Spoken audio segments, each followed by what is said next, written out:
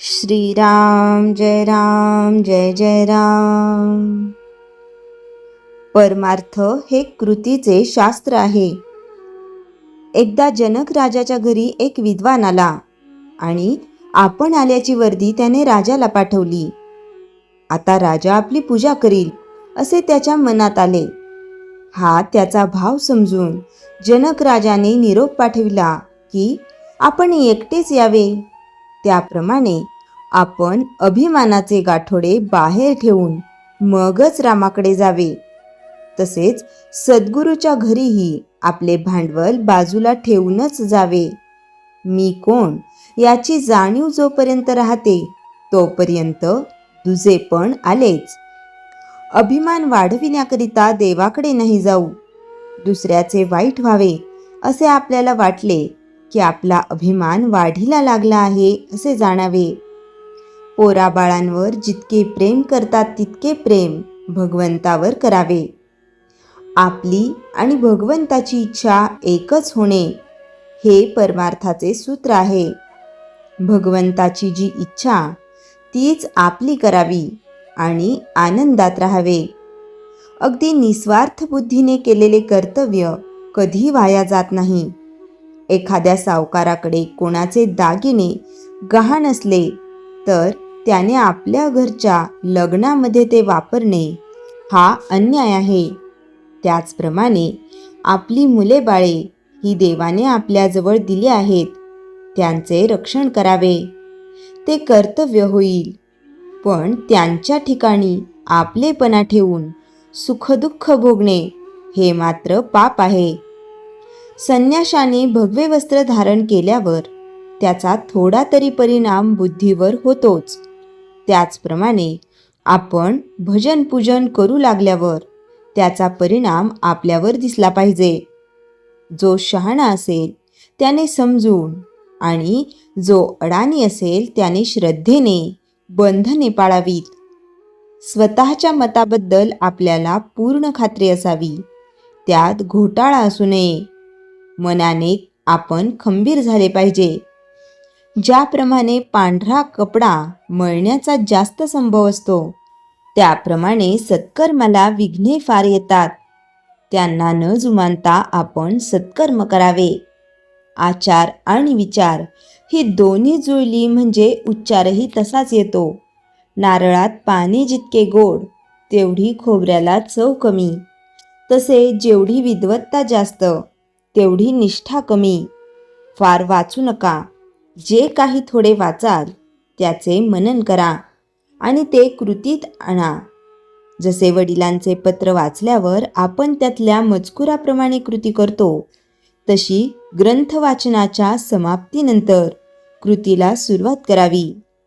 परमार्थ हे सर्वस्वी कृतीचेच शास्त्र आहे।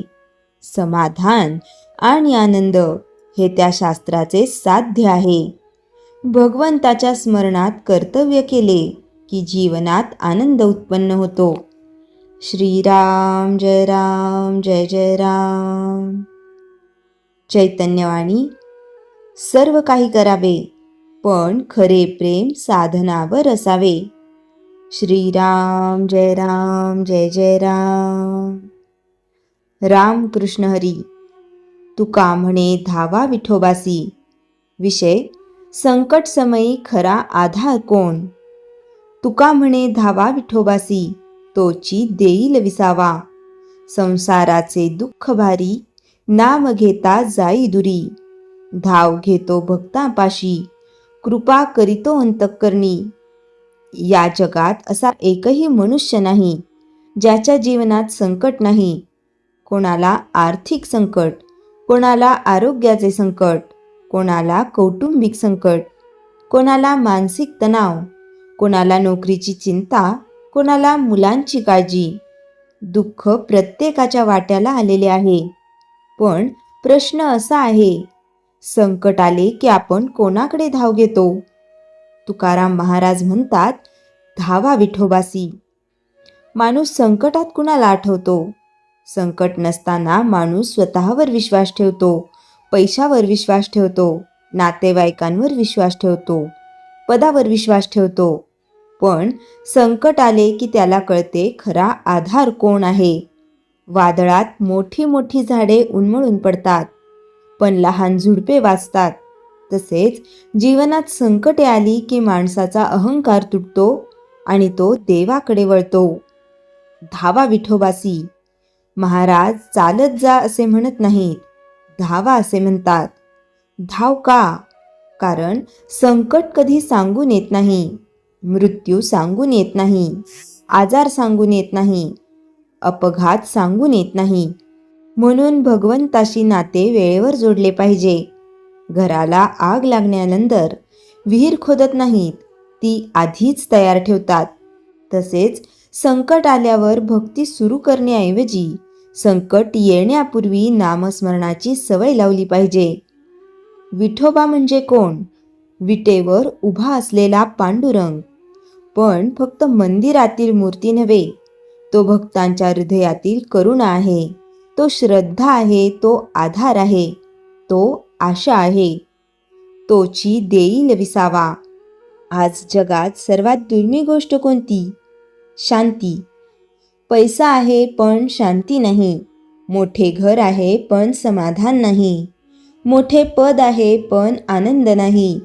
विसावा बाहेर नाही, तो अंतःकरणात आहे आणि तो विठ्ठलाच्या स्मरणातून मिळतो. महाराज संसाराला दोष देत नाहीत, पण त्याचे स्वरूप सांगतात. संसार म्हणजे आशा, अपेक्षा, काळजी, जबाबदारी आणि त्यासोबत येणारे दुःख. मुलगा जन्माला आला की आनंद होतो, पण त्याच वेळी काळजी सुरू होते, शिक्षणाची, आरोग्याची, भविष्याची. म्हणून संसारात सुखाबरोबर दुःखही असते. मग उपाय काय? संसार सोडणे नाही, तर विठ्ठलाला धरून संसार करणे. नाव पाण्यात असते म्हणून तरंगते, पण पाणी नावेत आले की ती बुडते. तसेच संसारात राहा, पण संसार मनात भरू देऊ नका. नामस्मरणाचे महत्त्व. तुकाराम महाराजांच्या संपूर्ण गाथेत एक गोष्ट वारंवार दिसते, नाम. नाम म्हणजे काय? फक्त शब्द नाही, तो भगवंताशी जोडणारा धागा आहे. एक शेतकरी दिवसभर शेती करायचा, पण प्रत्येक कामापूर्वी विठ्ठल म्हणायचा. लोकांनी विचारले, याचा काय उपयोग? तो म्हणाला, काम मी करतो पण बळ तो देतो. जेव्हा सर्व मार्ग बंद होतात तेव्हा नामाचा मार्ग उघडा असतो. तुकाराम महाराजांच्या आयुष्यात किती संकटे आली. दुष्काळ, व्यवसायाचे नुकसान, कुटुंबियांचे निधन, समाजाचा विरोध. तरी ते खचले नाहीत, कारण त्यांच्याकडे विठ्ठल होता. आपल्याकडे काय आहे? मोबाईल आहे, बँक खाते आहे, विमा आहे, पण मनाचा आधार आहे का? विठ्ठलाची कृपा कशी मिळते? भव्य पूजा करून? महाग नैवेद्य अर्पण करून? नाही. विठ्ठलाला काय हवे? प्रेम, श्रद्धा, नाम, नम्रता. पुंडलिकाचा प्रसंग. विठ्ठल स्वतः भक्ताच्या घरी आला, कारण पुंडलिकाकडे प्रेम होते, सेवा होती. तुम्ही शेतकरी असाल, व्यापारी असाल, गृहिणी असाल, नोकरी करणारे असाल, काही हरकत नाही. भगवंताला तुमचा व्यवसाय नको, तुमचा भाव हवा. विठ्ठलाला हाक कशी मारावी? सकाळी उठल्यावर, कामावर जाताना, जेवताना, झोपताना, मनातल्या मनात. पूर्वी दुष्काळ होता, आज तणाव आहे. पूर्वी रोग होते, आज नैराश्य आहे. पूर्वी बाह्य संकटे होती, आज मानसिक संकटे आहेत. संतांचा उपाय. विठ्ठलाचे नाम, सत्संग, संतवाङ्मय, प्रार्थना. विठ्ठल धावून का येतो? कारण तो करुणामूर्ती आहे. आईला जसे बाळाचे रडणे ऐकून धावावेसे वाटते, तसेच विठ्ठलाला भक्ताची हाक ऐकून धावावेसे वाटते. जीवनातील 3 मोठे आधार. श्रद्धा, नामस्मरण, संतांचे विचार.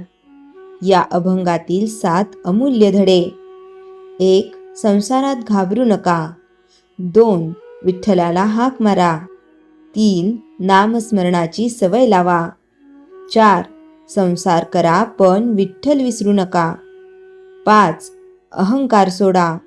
6. श्रद्धा वाढवा. 7. अंतःकरणातील शांती शोधा.